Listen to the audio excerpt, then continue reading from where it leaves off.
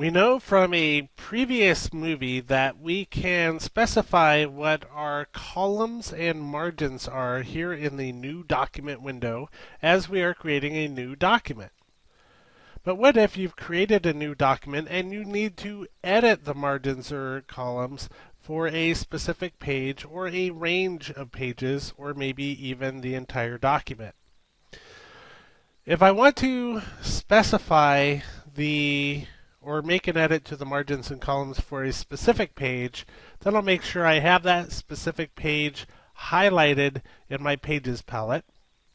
If I want to edit a range of pages, then I'll select the first page in that range, hold down the Shift key, and select the last page in that range that I want to edit. Or alternatively, instead of hitting the Shift key, if perhaps you have pages that alternate, then you can hold down the Control key and highlight the pages that you want to edit. Another thing that you can do if you have pages that are all tied to a master page, and we're going to talk about master pages in a later movie, but just to jump ahead a little bit, if any of these pages were attached to the master page, you could highlight the master page or go into the master page and make your edit there as well. For this demo, because I'm not really using columns all that much, but I do have margins set up, I'm going to go ahead and highlight the first page, and I'm going to go up to the Layout menu under Margins and Columns and select that. Now, by default, I have the Constrain Proportions button selected, which is this little link icon. What that means is when I make a change to any of my margins, we'll see that they maintain consistency, either up or down. So if I go down, it comes back down to 1/2 inch.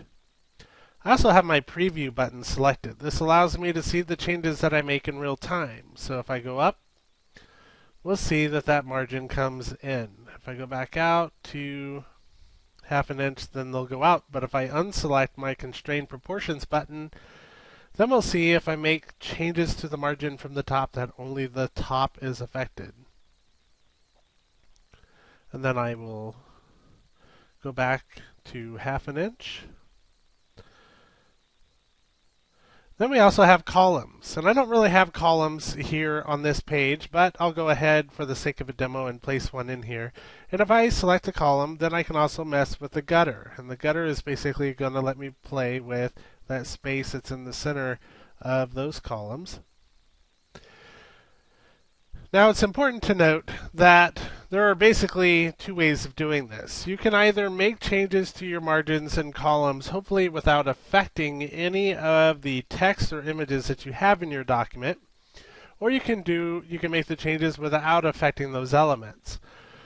You'll notice that there's another checkbox down here at the bottom called Enable Adjustment or Layout Adjustment. This, I can't stress enough, you want to be extremely careful about using.